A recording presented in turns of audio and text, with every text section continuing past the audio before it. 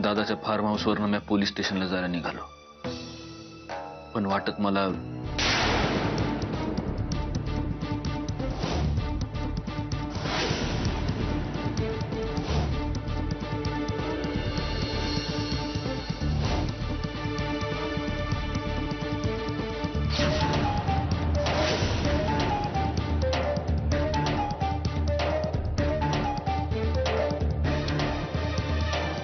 मला सांग, मग शालीचा आणि तुझा वाद झाला की मी ऐकला या, तेव्हा का नाही बोललास तू? सांगायचा प्रयत्न केला ना जे, पण तिनं ऐकलं कुठं? आजकाल तिला माझा आवाजच ऐकू येत नाही. मी मारलेली साधी हाक सुद्धा ऐकू येत नाही माझ्या आईला. तिच्यासाठी या जगातला सगळ्यात नालायक आणि करंटा मुलगा ह्यो सत्यजित आहे. तसं नाही रे लेकरा. बघ आजी, तू गा माझी समजूत घालू नकस, कळलं ना? पोरा, शाली तुझ्यावर असं का वागते याचा कधी विचार केलायस तू? या समद्याला आपला भूतकाळ जबाबदार आहे.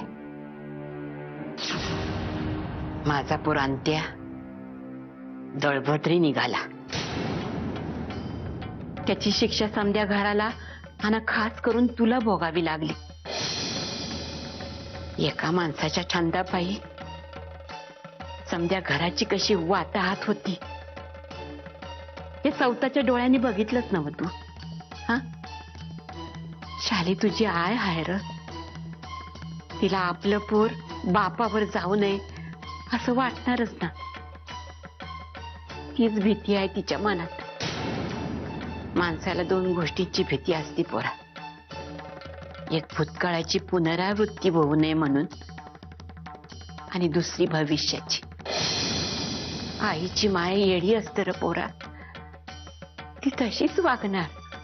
माझी ज्या माणसाचं मी नाव टाकलं, ज्याच्या नावाचं श्राद्ध घातलं, ज्याचं अस्तित्व नाकारलं, मी त्याच्यासारखाच वागन का? शेवटी रक्त आहे सोन्या. रक्ताची धाव रक्ताकडेच असणार. आईच्या मायेला असं वाटणं शक्य आहे का नाही? हा, तूच सांग. मला तर कळतच नाही की माझं नेमकं काय चुकतंय. माझीच माणसं माझ्यावर विश्वास ठेवण्याशी झालेत. मुद्दा चूक आणि बराबरचा नाही, या परमेश्वराचा न्यायच अजब आहे बघ. चोरी करणाऱ्या माणसाच्या घरला चोरी होऊन त्याला शिक्षा होईल असं नाही. त्याच्या पोराला आजार होऊ शकतो, त्याच्या बायकोला साप चावू शकतो, त्याच्या घरला काय बी होऊ शकते. जो वर बसलाय नव, त्याचा न्याय आणि कायदा वेगळाच असतोय बघ. तुझ्या बी हातनं काहीतरी चूक घडली असेल, तुझ्या नकळत.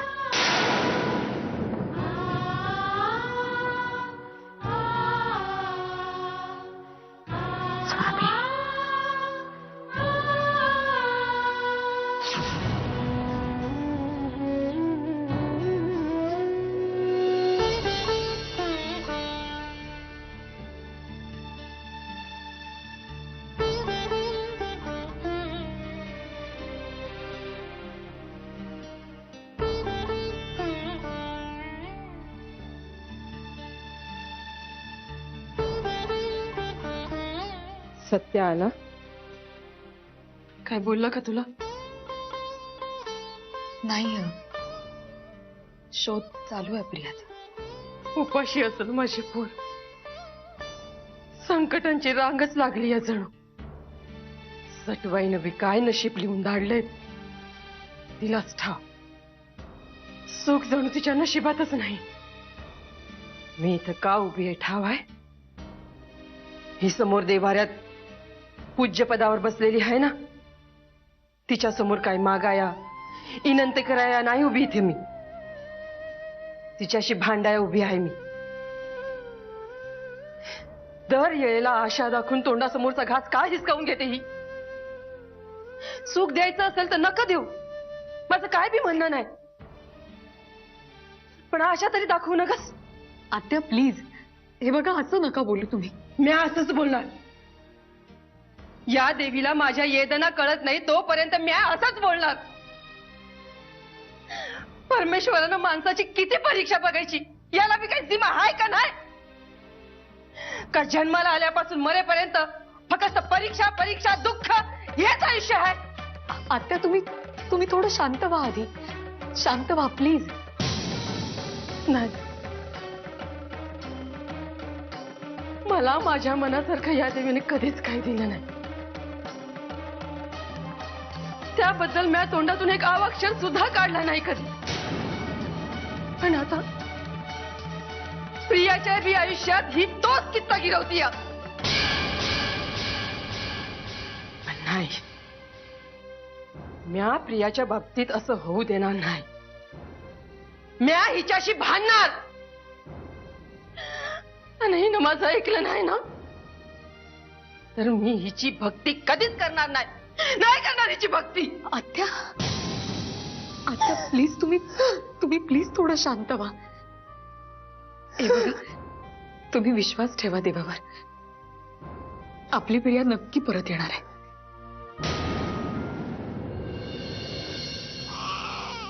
अरे अरे काय झालं? शुशू केली आमच्या बालाने. बघू नाही. ओ नाही रडायचं नाही. शहाणं माझं बाळ. झोप. अगं काय झालं? आईने उचलूनच घेतलं पाहिजे का सोनूला? ओ ग माझं पिल्लू. नाही. ओ नाही. ओ ग माझं बबडू. नाही. ओ ग माझं पिल्ला. नाही ललायचं. उगी.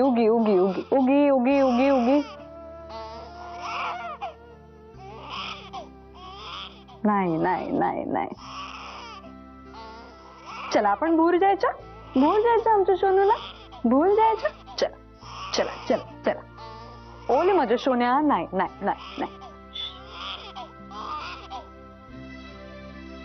गाई शान माझं बाळते.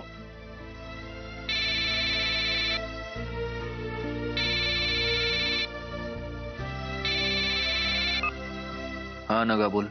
सत्यजित, त्या मंजुषा वहिनींना जाग आली होती. अरे खूप घाबरल्यासारख्या वाटल्या रे. मी त्यांच्याशी बोलण्याचा प्रयत्न केला पण माझ्याशी काहीच बोलत नाहीयेत त्या. ऍक्च्युली मला ओळखत नसल्यामुळे वागत असतील अशा. तू प्लीज येतोस का इथे लवकर? अरे मी विचार करत होते तुला इतक्या रात्री फोन करावा की नाही, पण डोंट वरी, मी येतो. ताबडतोब येतो. बाय.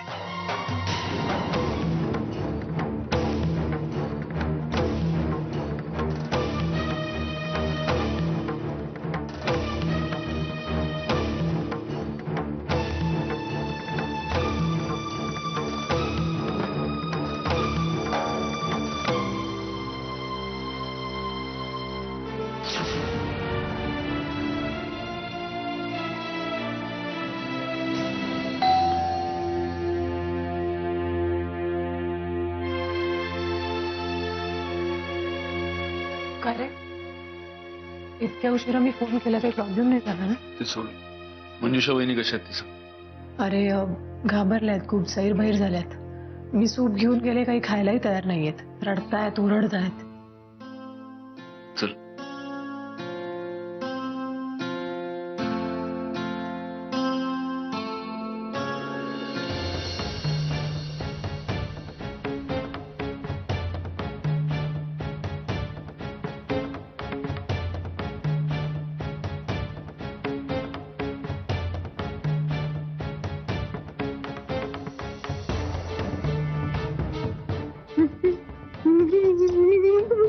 मी काहीच नाही केलंय. अहो मी सत्यजित काहीच बोलली नाही. मला मी नाही खोटं वहिनी. अहो इथे बघा माझ्याकडे. मी सत्यजित आहे, सत्यजित मुधोळकर. वहिनी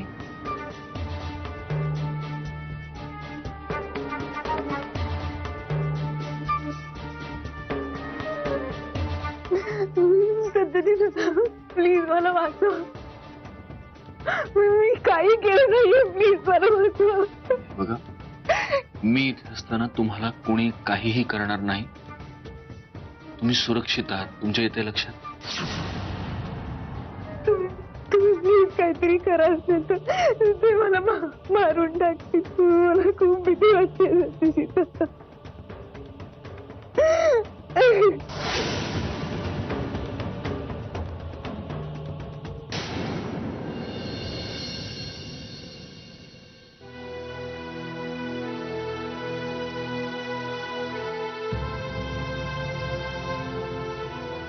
पिल्लू झोपली? हो, पहाटे झोपली.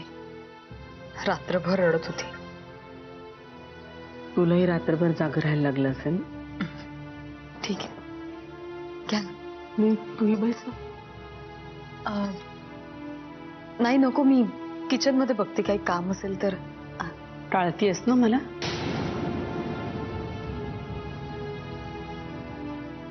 काही काम नाहीये किचन मध्ये, मला माहिती आहे.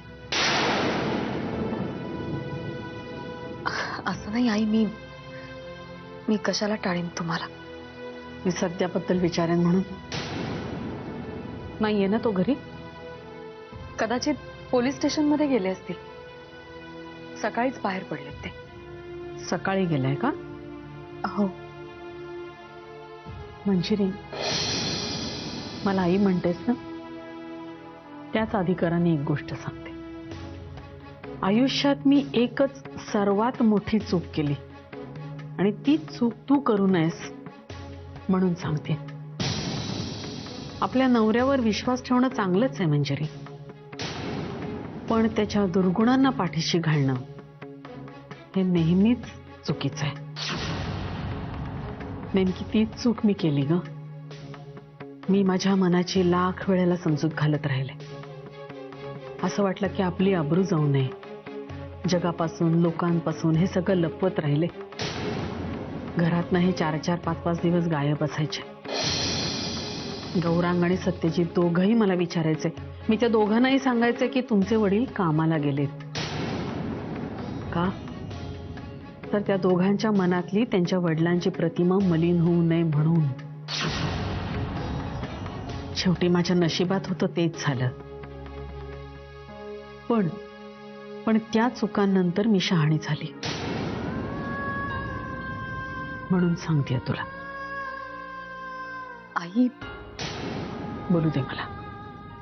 सत्यजित सकाळी नाही तर मध्यरात्री 3-3:30 घराबाहेर गेलाय. पिल्लूच्या रडण्याचा, त्याच्या गाडीचा, फाटकाचा आवाज मी ऐकलाय मंजिरी. खोटं बोलू नकोस माझ्याशी. आई तसं नाही, पण मग कसं आहे मंजिरी? सत्य करतोय ते अक्षम्य आहे ते माहिती आहे मला, पण तू गप्प राहून त्याला प्रोत्साहन का देतेस? तो कुठं गेला ते मला माहित नाहीये का? त्या बाईकडेच गेलाय ना तो?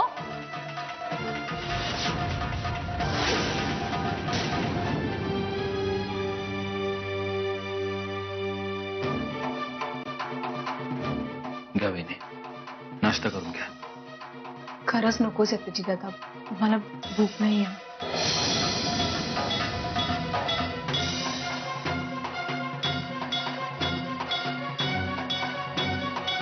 वहिनी, एक विचारू?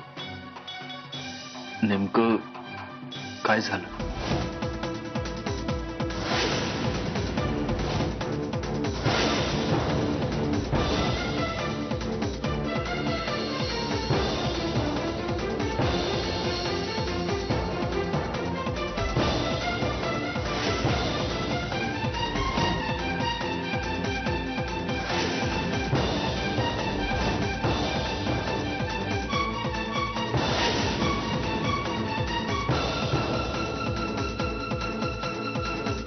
तुम्ही किती यातना भोगल्या असतील हे मी इमॅजिन सुद्धा करू शकत नाही. पण आता महत्वाची गोष्ट ही आहे वहिनी की दादाला अजिबात कळता कामा नाही की तुम्ही इथे आहात. आणि ते त्याला कळणारही नाही. तुम्ही काळजी करू नका. त्यानं तुम्हाला मारून रस्त्याच्या कडेला मरायला सोडून दिलं होतं. त्याला आता याच गैरसमजात राहू दे की तुमचं खरंच काहीतरी बरं वाईट झालंय. आणि तो इथे पोहोचणार नाही, तुम्ही काळजी करू नका. या सगळ्यातनं एक गोष्ट चांगली घडली. तुमच्या आयुष्यातून दादा होळकर नावाचं ग्रहण कायमचं सुटलं. सत्यजित दादा, खरंच ते ग्रहण दूर झालंय का? म्हणजे नाही म्हणजे मला तरी वाटतं की इतक्या सहजासहजी ते सोडणार नाहीत मला. मी खरंच मेले आहे का नाही याचा पाठपुरावा ते नक्की करतील. इतक्या सहज तर मरणही येऊ देणार नाहीत ते मला. मंजुषाताई, नका एवढा निगेटिव्ह विचार करू. मला माहिती आहे तुम्ही जे काही भोगलंय त्यानंतर भविष्याचं चित्र सुद्धा तुम्हाला भयानक आणि विदारकच दिसतंय. पण माणसाचा काळ बदलतो, वेळ बदलते, त्याचं नशीब बदलतं. इथून पुढे जे काही घडेल ते चांगलंच घडेल. तुम्ही विश्वास ठेवा माझ्यावर.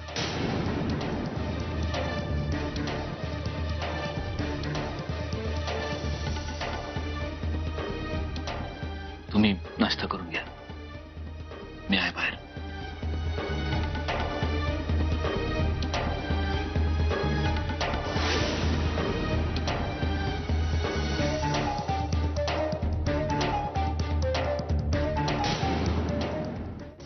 आई, मला वाटतं तुम्ही हे फार ताणायची गरज नाहीये.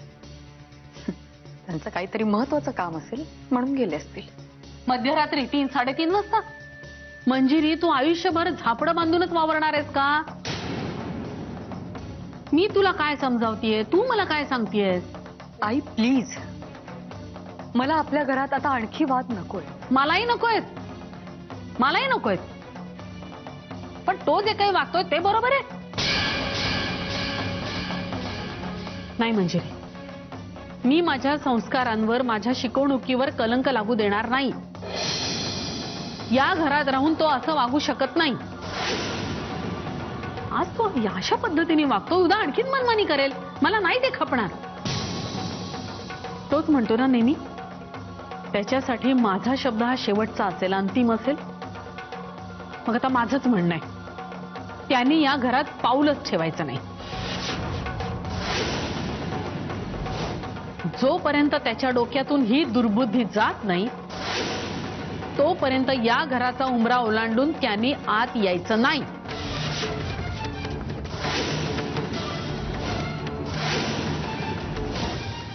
या घरची मोठी व्यक्ती म्हणून आणि सत्याची आई म्हणून मी हा निर्णय घेतलाय. आता यात बदल होणार नाही.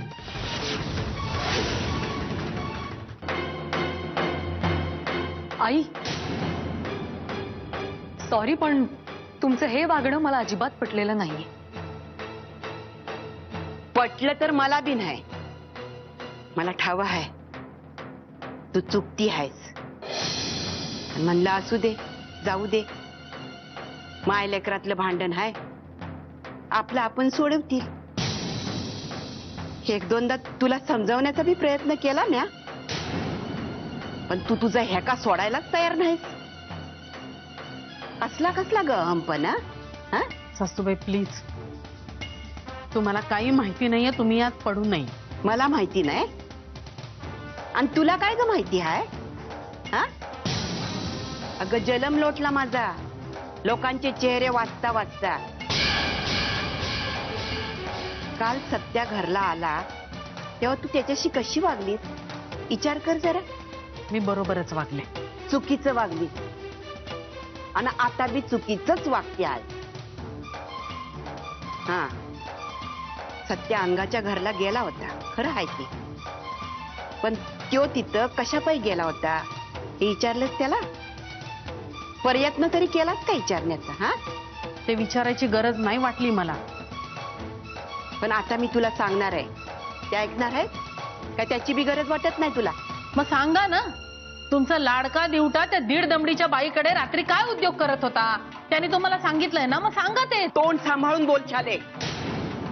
ही सासूशी बोलायची रीत नाही. माझ्यातला सासूपणा जागवू नगस. काल सत्या प्रियाला शोधण्यासाठी घराबाहेर पडला, पण अगदी पार दादा होळकरच्या घरला पन्हाळ्याला जाऊन पोहोचला. पण तिथं बी प्रियाचा शोध लागला नाही त्याला. म्हणून शेवटी त्यानं पोलिसात जायचं ठरवलं आणि पोलीस स्टेशनात जाताना रस्त्यात त्याला अर्धमेल्या अवस्थेमध्ये दादा होळकरची बायको मंजुषा सापडली.